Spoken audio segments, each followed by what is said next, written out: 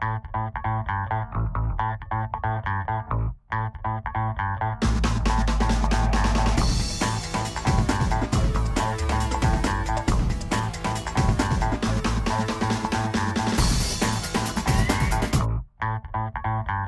Sphere project came at a particular moment in history right after the Rwanda genocide. Context at the time was the end of the age of humanitarian innocence. Yeah, it was a very difficult time for everyone. There was a huge amount of soul searching about the humanitarian business, so everybody was looking for an answer. And it became increasingly apparent to us that something had to change, something had to be done.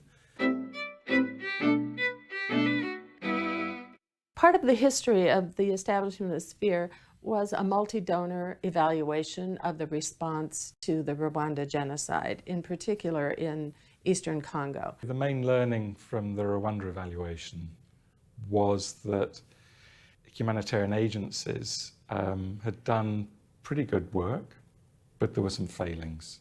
40,000 people died of cholera under our noses in Goma in the first 4 weeks of that crisis. There were definitely agencies working in the camps in Goma and Bukavu in eastern Zaire that were not competent, that were not professional, and they should not have been allowed access to those populations. We on the NGO side were also looking at how we could quantify what we said in the Code of Conduct. The Red Cross and the NGO Code of Conduct came out of initially a searching on the part of Red Cross and Red Crescent societies. It was the first time, I think, that the humanitarian community had attempted to lay down some sort of global sense of how it should behave. The NGO Code of Conduct is ethical principles, but the question is, what does that look like when you're actually implementing work? Once the Code of Conduct had been produced, the sort of obvious next step was, well, if this is how you should behave, then what is it you should be doing? You want the true story? Peter Walker from the Federation, the IFRC, and myself, who I was then Emergencies Director in Oxfam GB, met a number of times. Okay, so Sphere actually started with a six-pack of beer on a mountainside in Switzerland. To discuss policy issues, operational issues associated with the difficulties of that situation, and the response. A guy came, Nick Stockton, who at the time was working for Oxfam, and myself, and quite literally we were sitting on this hillside and just thinking, well, what do we need to do to move this business forward? And we said, well, we need to go more than the Code of Conduct. And that's where we started. And I can remember in that afternoon, we drafted out, well, what should this look like? And together we knocked up a project proposal, I think in 1995. We then managed to get the Steering Committee for Humanitarian Response, which was this amalgam of big networked NGOs. Both he and I were on their policy committee. So we took this idea and we got the policy committee to accept it. It then goes up to the chief executives. The chief executives like the idea, and voila, we have a mandate. At the same time, there'd been an initiative in the USA, and out of that had come a set of proposals for developing standards, which Interaction, the US NGO consortium, was running. And in a meeting that we held in Geneva, I think in early '97, both sides of the Atlantic, as it were involved in this, the SCHR and Interaction, and also, I think I'm right in saying ICVA and Voice were involved fairly early on. We had a discussion about these different strands of initiatives that were going on and thought, well, it would be better to try and pull this into a single project, which is what we did. It became known as the Sphere Project after the first project manager, Susan Purdin, came up with that name. I had been thinking about the Standards Project and trying to figure out how to label it. So I played with the words, Standards Project, Humanitarian, so S, P, H, and finally I came to call it Sphere. So the image of the globe, the name Sphere, its ability to be translated into other languages, the idea was that it was a global effort. When we started working on it, the real, I think, motive became, can we turn this around? And instead of this being all about what do agencies do, how can we make this into something which is about what do people caught up in crisis have a right to expect? What would you expect from the people who come to assist you? Do you expect them to be competent? Of course you do, because you're putting your life in their hands. So how do you define that competency? And it seemed to us at the time that the way to capture this notion of competence was to lay down some sort of minimal standard, not one that is rigorous in terms of thou shalt deliver 2,000 calories or whatever, but something that allows people to understand what it is they're trying to achieve with their programming. And we knew it was about that which people really need to stay alive: food, water, health, shelter.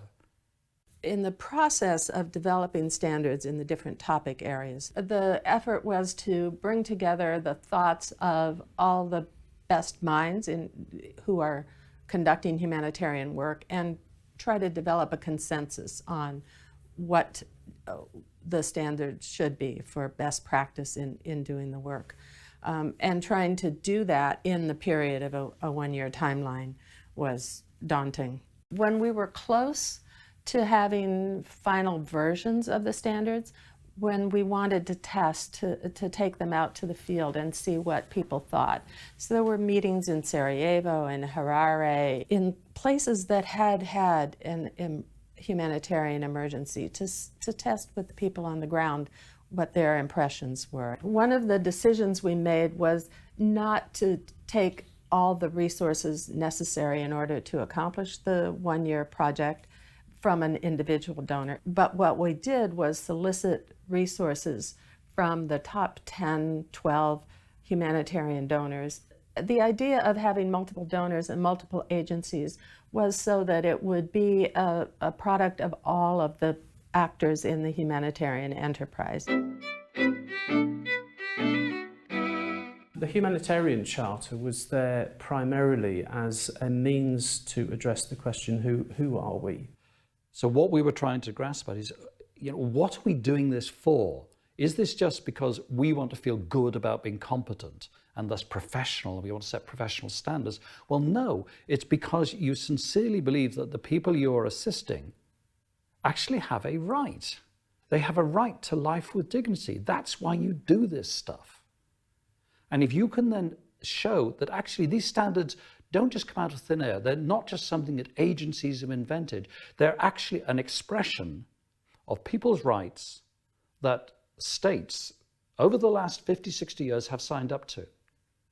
We're not in this because we've been ordered to be, as a military undertaking. We're not in this because we've been contracted in. We're not in this because we're there to try to deliver some longer-term political good.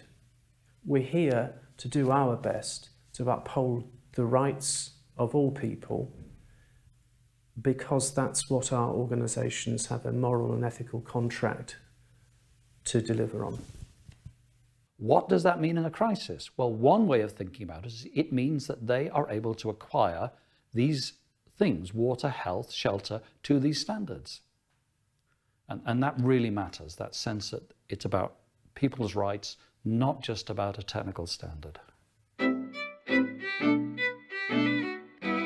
It's not fair to say that everything started with Sphere. There was effort before that to do good practice. Sphere codified that, put it into a package that made it easier for other people to pick up. When the Sphere standards were launched, I think there was a broad sense of accomplishment throughout the NGO community, because the process was so participatory. It really did bring together very disparate organizations and people for the purpose of improving the practice of the entire humanitarian community. Having the standards, yes, that's really important, but having that process of reaching those standards was equally important.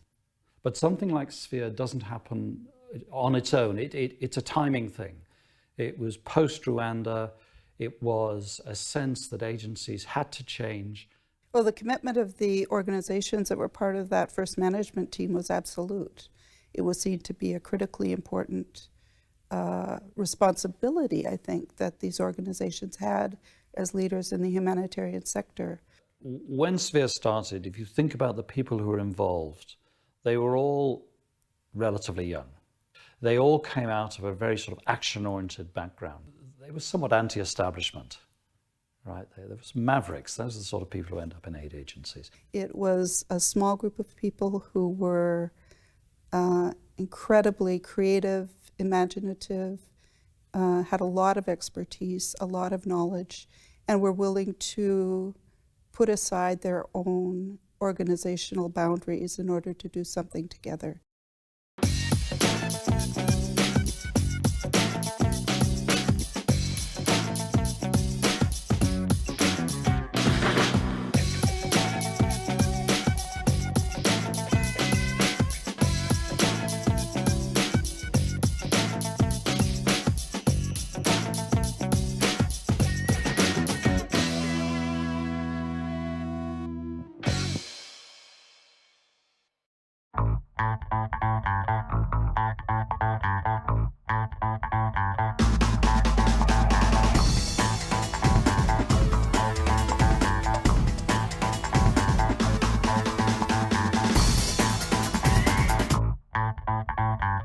So we spent a year developing the standards. People were seconded to the Sphere project, and the basic structure of a humanitarian charter, sections of water and health, etc., with standards, indicators and guidance. That was all laid down and included in this first version. And those of us that put a lot of time and effort into it particularly were looking forward, I suppose, if you like, to a sort of champagne moment. Because a lot of people have said it's not possible to do this. Not surprisingly, the Sphere project generated debate.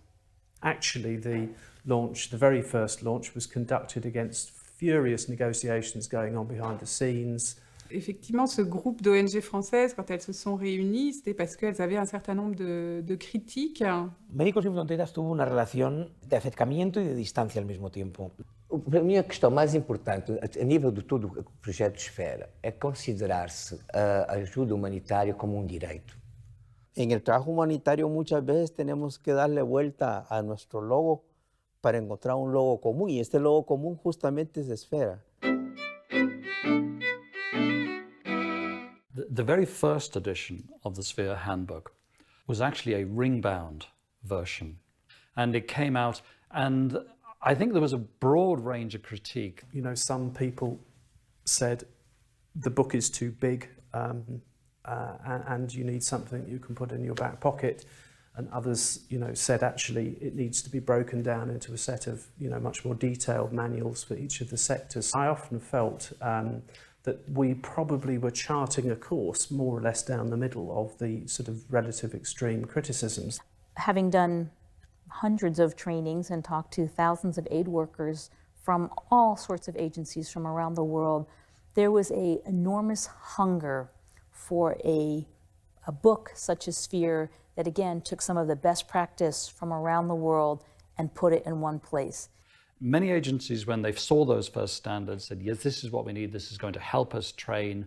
It gives us something to understand, you know, what level do we need to come up to in terms of our ability to meet people's needs in the field. Well, one indicator to me of the response of the humanitarian community is how quickly it was translated into dozens of languages. That was a wonderful and spontaneous recognition of the usefulness of this book. I would say one of the biggest challenges that came up was some of the, particularly from the French agencies. Le groupe URD, à l'époque, a été amené à jouer un peu le rôle de secrétariat de ce groupe d'organisations qui se sont réunis pour effectivement échanger leur point de vue sur cette première version du projet Sphère. Médicos Sin Fronteras desde el inicio pensó que el proyecto Esfera era un buen proyecto y que venía en un buen momento. Mais quand le projet, le premier draft, le premier document de la norme Sphère est arrivé sur le bureau des directeurs, en fait, il y a eu de grosses interrogations. ¿Cuándo realmente empezamos a pensar que aquellos estándares que apoyamos y que creíamos y que creemos que son absolutamente convincentes y buenos para la acción humanitaria, se pueden volver también en contra. Cuando empezamos a ver que los propios estándares se convierten como en el reglamento por el cual se define lo que es acción humanitaria. Le résultat technique n'était pas questionné. C'était plus une vision globale de ce que l'on entendait par la qualité de l'aide. Et la première critique, ça a été de dire, mais on ne peut pas élaborer des standards techniques universels qui devraient être mis en œuvre sur tous les terrains de façon décontextualisée. Mais je pense que le projet Sphère aujourd'hui a beaucoup évolué par rapport à sa première version, mais sa première version, elle était peut-être justement trop technique. Médicos Sin Fronteras considera que con los estándares hemos conseguido algo que es un referente, pero no algo que es una norma. Dans les tout premiers temps, en fait, de discussion avec le projet Sphère et les ONG françaises, il y avait aussi des problèmes de sémantique. En anglais, on utilise standard pour critère. En français, pas du tout. Un critère de qualité, c'est une valeur à atteindre. Un standard, c'est la valeur fixe d'un indicateur, ce qui n'a rien à voir. En ese momento hay un gran debate interno en Médicos Sin Fronteras y nos induce a pensar que, utilizado por otros actores, se puede volver incluso en contra la idea de que creando unos estándares perdíamos la capacidad de defender la ayuda humanitaria desde un punto de vista político. El contexto, por un lado, y la falta de visión política de lo que significa la ayuda humanitaria es lo que llevó a una crítica sobre los estándares en los que estábamos participando a elaborar.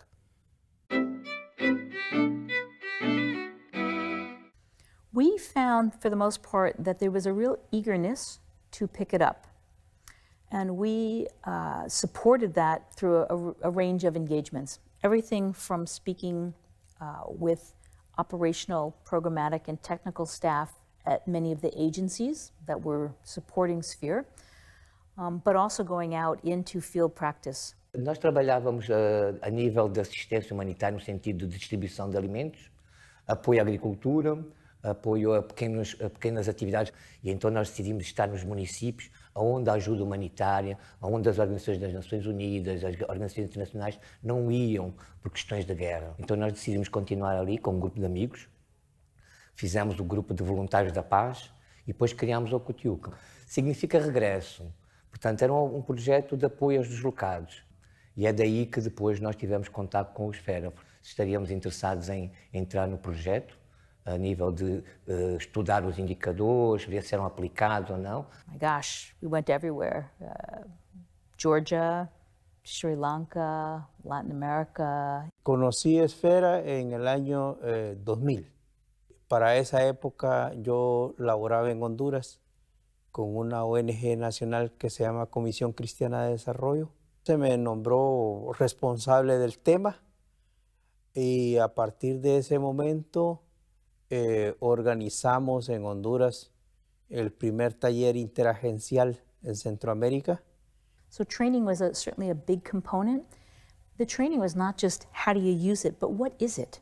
Is this valuable to you? I think the most important way that you enter into a conversation is to see if it is relevant to the context and not presume that it is.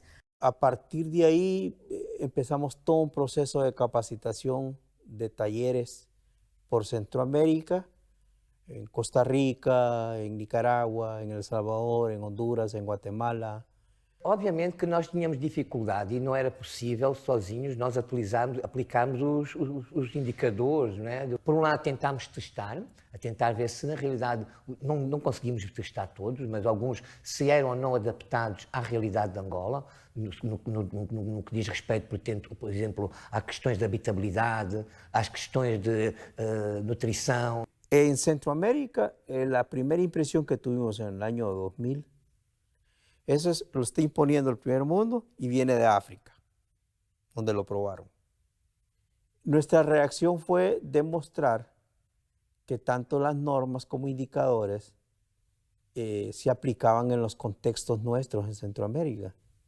Si no se puede transportar de un continente a otro algunos indicadores, entonces sencillamente hay que hay que ponerles contexto y leerlos y aplicarlos en el contexto que debe ser en cada país, en cada comunidad incluso. And for many, though not all, the linkage between the humanitarian charter, which was very much a principled point of the right of people to have minimum standards of support, was very inspirational and powerful.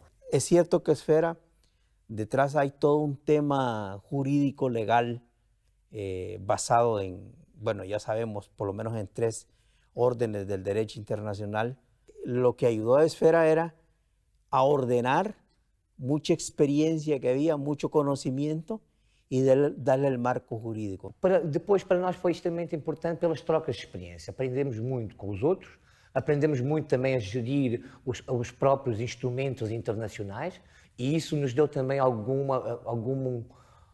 background, não é? algum argumento, alguns alicerces para poder melhor pressionar o governo, melhor fazer a nossa advocacia. Portanto, quando o governo fez o programa de retorno, de regresso das populações, nós usámos o standard para pressionar o governo a criar as condições nas zonas de origem para que as populações pudessem regressar. One of the more surprising things and unexpected was how some host governments found it useful for their own internal practice. Para nós foi importante porque o próprio governo, na altura, também ele tomou o Esfera como referência e aprovou uma lei, na altura eu julgo que foi o primeiro país a aprovar uma lei, de apoio, de assentamento dos deslocados, onde tomou em conta alguns dos indicadores de Esfera. E esse instrumento para nós foi um grande ganho, não é? De hecho, en Centroamérica, todos los gobiernos, hay al más alto nivel una declaratoria, incluso a veces pública, de la aceptación de Esfera. E todos nós éramos jovens voluntários, que não tínhamos qualquer formação na área do humanitário, não tínhamos qualquer outra formação. O projeto Esfera ajudou-nos a amadurecer sobre aquilo que era a nossa ocupação. Já não era apenas um aspecto voluntário de solidariedade, mas havia uma responsabilidade de respeitar a dignidade através da aplicação do standard. The other thing that I think really struck humanitarian aid workers is that this book was not owned by the Red Cross. It wasn't owned by MSF. It wasn't an Oxfam manual. It didn't have any name to it. It was, I think in some ways you could say, the first crowdsourcing. Se convierte, de hecho, entonces en una herramienta, en un espacio aglutinador de personas, instituciones y recursos. For me, the biggest success of those 5 years was that the humanitarian community, by that I mean donors and the UN and the Red Cross and international and national NGOs, and often host governments, were in a very active debate about quality and accountability and what we're doing. Es una herramienta, es una iniciativa que nos ha permitido a actores de gobierno, no gobierno, de sociedad civil, juntarnos alrededor de la filosofía misma, pero también de las normas e indicadores.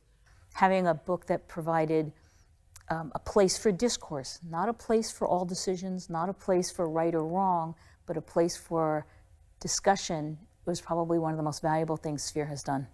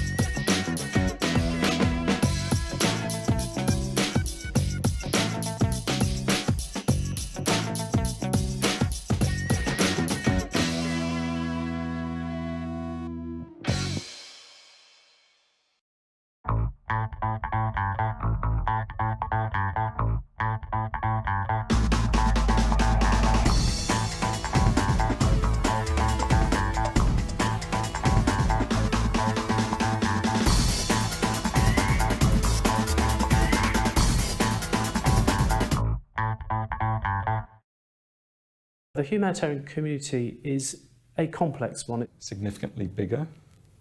There's a lot more money being spent. There are many more people involved. We continue to suffer from good intentions. We, in theory, share one goal, which is to save lives. The humanitarian imperative and that spirit to respond to suffering and to need is very powerful, and it's a wonderful thing. However, it can also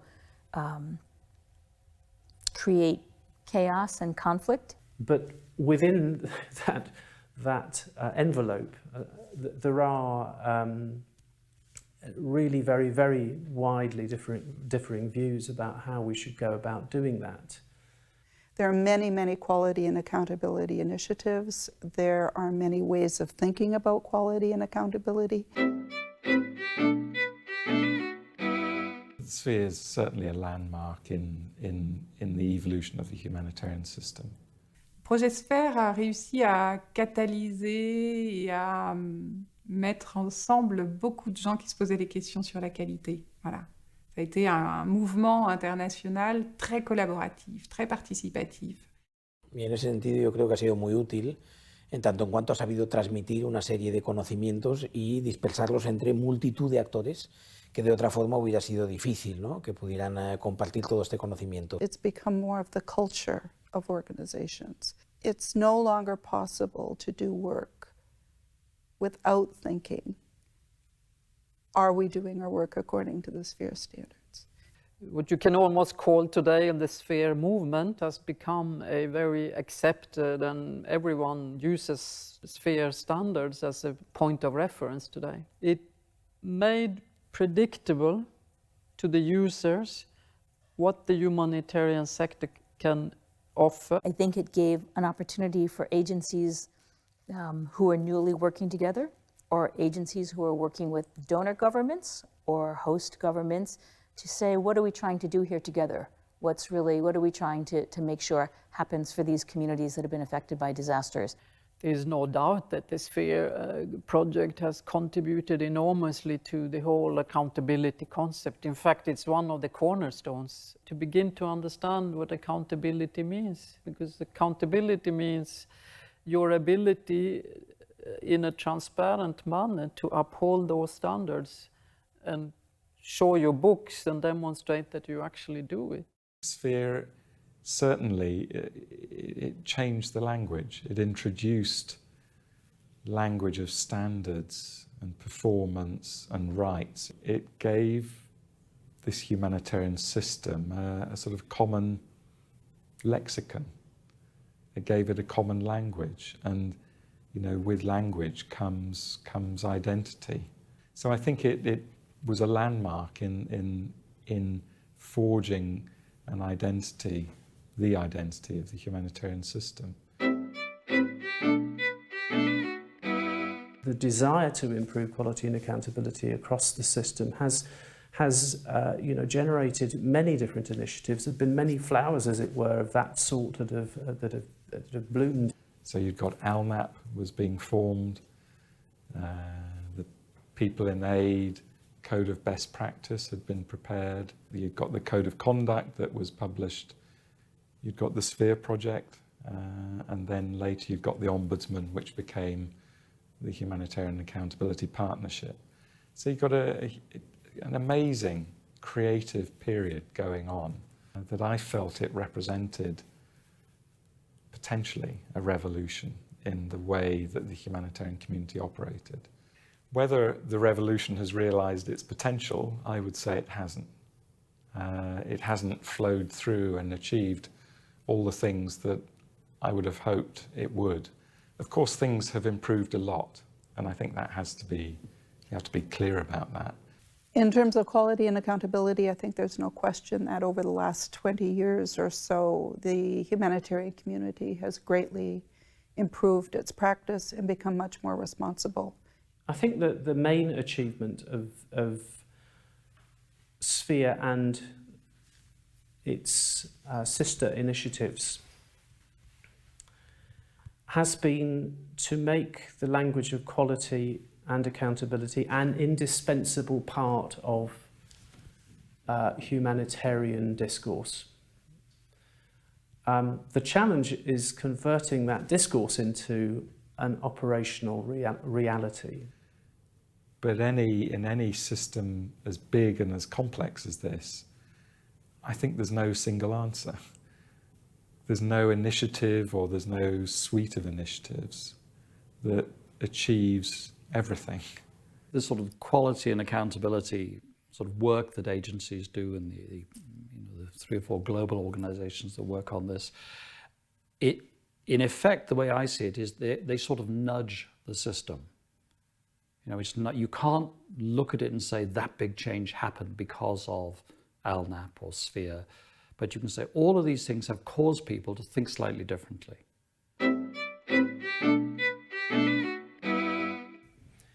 I think the challenges looking ahead actually, in some respects, are really rather remarkably familiar. They still are.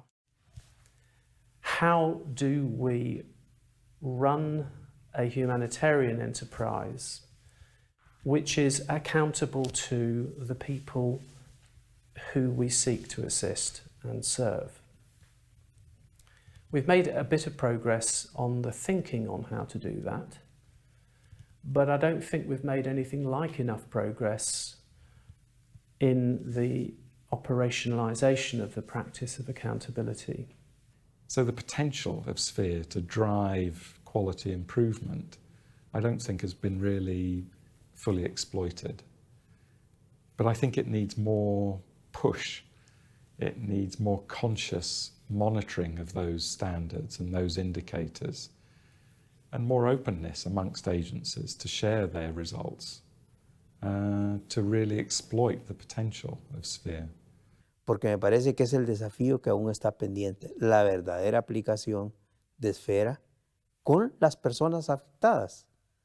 Es decir, que ellos manejen normas e indicadores en su propia comunidad, para que la gente, en base a ese derecho, exija que las personas afectadas en una situación de emergencia o desastre tienen derecho a vivir con dignidad. Il y a dans le secteur aujourd'hui une impatience à voir vraiment bouger positivement un certain nombre de mécanismes en place non satisfaisants. Une opportunité, c'est qu'aujourd'hui, il y a voilà, une culture commune sur les enjeux de qualité et puis sûrement des attentes convergentes de faire bouger, de faire évoluer le système. What the Sphere project means for me today in my current job is that I would like to see the civil society community and community organizations and many of us to together test a similar idea on the prevention area, because there are many ways of interpreting disaster risk reduction and prevention, and I think we could benefit from going through a similar process. The Sphere project is part of an overall discourse about what is the role of humanitarian aid, and particularly international humanitarian aid. And yes, quality, accountability, having evidence-based engagement is absolutely critical, but I think it needs to be kept inside a much bigger discourse of how is that aid understood? How is that aid actually impacting communities that have been affected by disasters or conflict? Probably the most important and defining feature at the end of the day is, again, listening to how those who are at the receiving end of all of this actually experience this engagement.